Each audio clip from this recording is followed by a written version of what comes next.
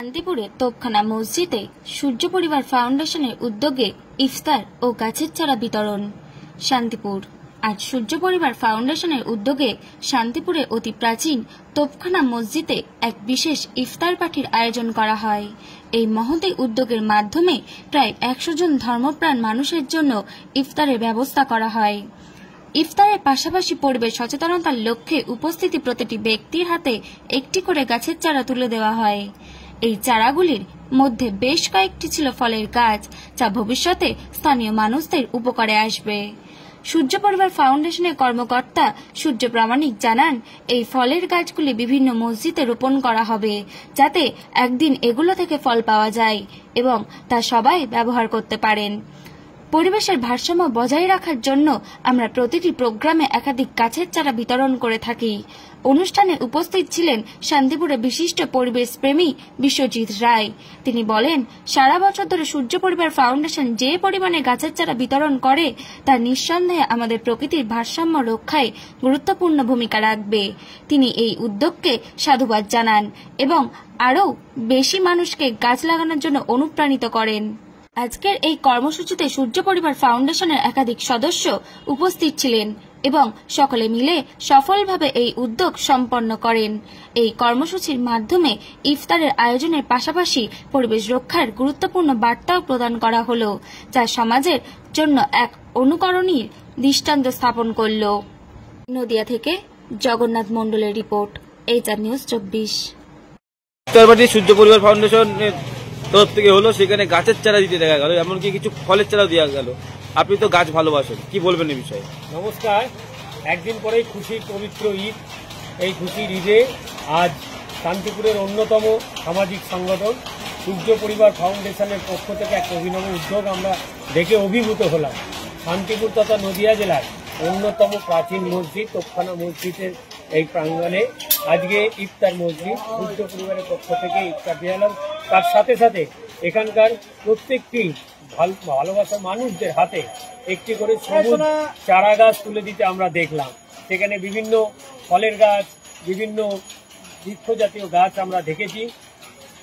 মানে আজকালের আপনারা দেখেছেন কি পরিমাণ গরম পড়েছে, সামনে বৈশাখ মাস আসছে। আশা রাখি এই চারা গাছগুলো এনারা প্রত্যেকেই বাড়িতে লাগাবেন এবং সেটা গরমকালে অনেক অনেক প্রকৃতিকে সাহায্য করবে। আরও একবার সূর্য পরিবার ফাউন্ডেশনকে আমরা আন্তরিক ধন্যবাদ জানাই এত সুন্দর একটি অনুষ্ঠান আয়োজন করার জন্য। ধন্যবাদ। পবিত্র মাহে রমাদান মাস, আল্লাহ তরফ থেকে একটা হুকুম আছে আমাদের। 11 মাস থেকে এটা একটা ভিন্নভাবে আল্লাহ তরফ থেকে একটা আমাদের পবিত্র মাহে রমাদান মাসে আমরা সকাল থেকে সন্ধ্যা পর্যন্ত কিছু পান করি না, আল্লাহ হুকুম আছে। এবং আমাদের রাসূল সাল্লাল্লাহু আলাইহি ওয়াসাল্লাম আদেশ পালন করেছেন এবং তিনার উম্মতদেরকে ওই আদেশ পালন করার জন্য আদেশ দিয়ে গেছেন। সেই রকমভাবে আমরা যারা উম্মতে মুহাম্মদী আছি, আল্লাহর বান্দা এবং বান্দী যারা আছি, আল্লাহর হুকুমকে আমরা মেনে চলার চেষ্টা করি। এর কোনো নির্দিষ্ট সময় আছে? হ্যাঁ, আমাদের নির্দিষ্ট সময় বলতে যেটা আল্লাহর তরফ থেকে বিধান বেঁধে দেওয়া আছে, ফজরের ওয়াক্ত যখন আসবে আমাদের ততক্ষণ পর্যন্ত আমরা খাওয়া দাওয়া করতে পারি। তারপরে আমাদের যে আবার সূর্য অস্ত যাওয়া পর্যন্ত যে মাগরিবের সময় যে আজানের সময় হয়ে যাবে তখন আমরা এই যে ইফতার করার পর আপনারা কি করবেন? ইফতার করার পরে আমরা যে যার মতো বাড়িতে চলে যাব। তারপরে আমাদের আবার এশার নামাজের টাইম হবে, আমরা এশার নামাজের আমাদের পালন করলেন। আমাদের সংগঠনের নাম সূর্য পরিবার ফাউন্ডেশন। সব সংগঠনের তরফ থেকে ইফতার পার্টি ছিল।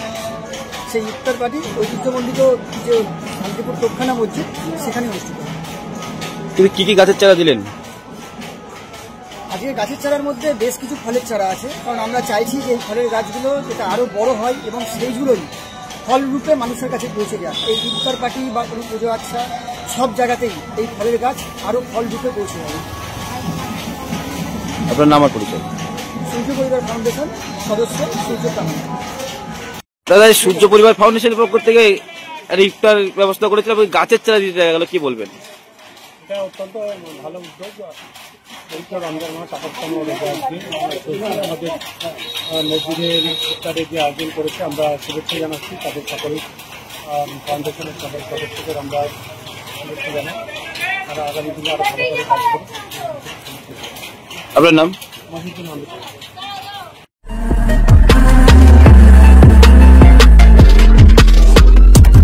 নমস্কার, আপনারা দেখছেন HR নিউজ 24, সত্যের লক্ষ্যে মানুষের পাশে।